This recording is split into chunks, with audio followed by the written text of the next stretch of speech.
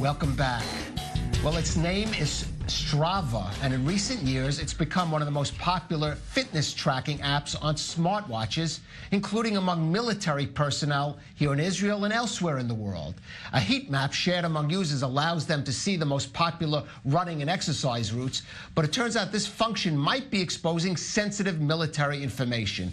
Here with more on the story is Dr. Vili Abraham, a consumer behavior lecturer and marketing consultant. And Vili, just explain to us, what is this controversy?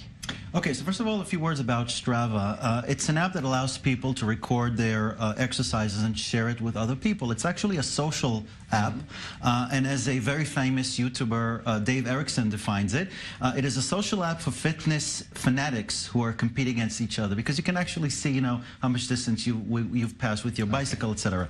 Okay, so what actually happened is this: sensitive information about the location of staffing of military bases and the militaries themselves. Well, we're seeing some here. Were revealed by the app.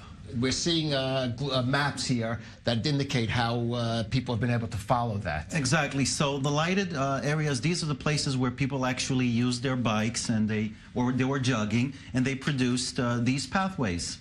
Okay, so the problem was that actually, if you look at Afghanistan, for example, in the military bases, most of the users of Strava are soldiers, and that's why. Right, we're seeing that right here. Exactly. Okay. So U.S. soldiers or allied soldiers have those Strava apps on their watches. Exactly. It tracks exactly where they're running. Exactly. It tracks where they're running, and the reason is because it's based on GPS, and wherever it is you go, it's recorded. And by the way, the map that was produced, this map shows that there are 3 trillion individual GPS data points. Wow. So a lot of information that was produced.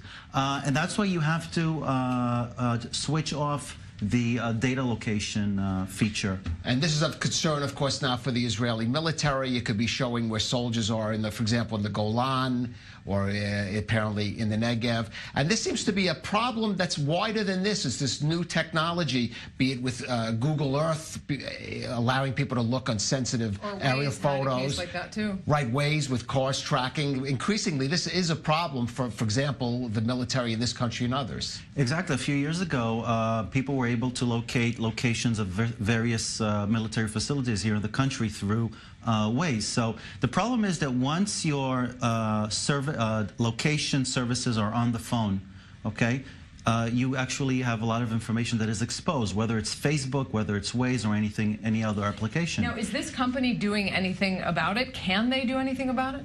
Well, what they did is they did issue a statement, and they did tell people that they have to make sure that they know how to block information that they don't want to get, something that they don't want other people to find out about. And the only way to do it is by switching off the location services. So it's ultimately, in this case, they say at least, up to the user to limit privacy and to limit what kind of intelligence information. Exactly. Well, they could have not, published or put out this map, which does cause a lot of problems. But they did it because they want people to know where other bicyclists go. But you would think, Vili, that deciding to put out a map like this of Afghanistan might prove problematic, or they just simply didn't make the connection until somebody pointed out to them? Is that what you think happened? I think so. And first of all, they're really proud that there's so much information that can be shared with its users, because again, it's a social app. And by the way, they share this information with transportation authorities across the world in order to optimize